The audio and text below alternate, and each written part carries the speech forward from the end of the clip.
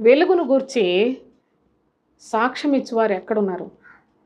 అలనాడు బాప్తిస్మమిచ్చు యోహాను వెలుగును గూర్చి సాక్ష్యం ఇచ్చాడు.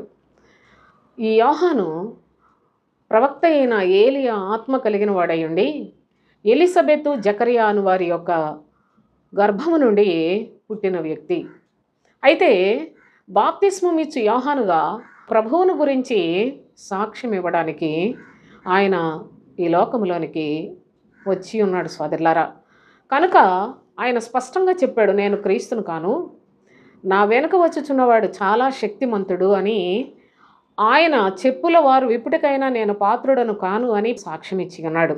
అంతేకాదు, దేవుని వాక్యము నిమిత్తము అపవిత్రతను హెచ్చరించినందుకు, ఇది మీరు చేసేది ధర్మం కాదు అని చెప్పినందుకు చంపబడ్డాడు, శిరచ్ఛేదన చేయబడ్డాడు సోదరులారా.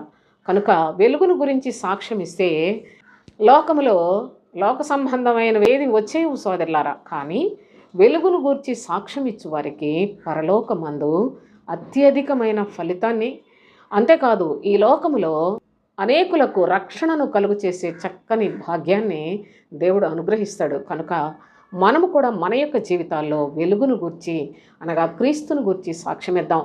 ప్రభు చెప్పాడు, నేను ఈ లోకమునకు వెలుగై ఉన్నాను అని. కనుక బాప్తిస్మమిచ్చు యోహాను ఆయన వెలుగును గూర్చి సాక్షిగా ఉన్నాడు. మన యొక్క జీవితాల్లో మనము కూడా క్రీస్తుకు సాక్షులుగా అనేకులకు ఆత్మల క్షేమార్థమై మనలను విమోచించిన ప్రభువు నిమిత్తము మనము నమ్మకముగా జీవిస్తేనే సాక్షులము కాగలం. అట్టి కృప పొందాలని తండ్రి మనందరికీ కూడా చాలా స్పష్టంగా లేఖనాలను దయచేసి ఉన్నాడు.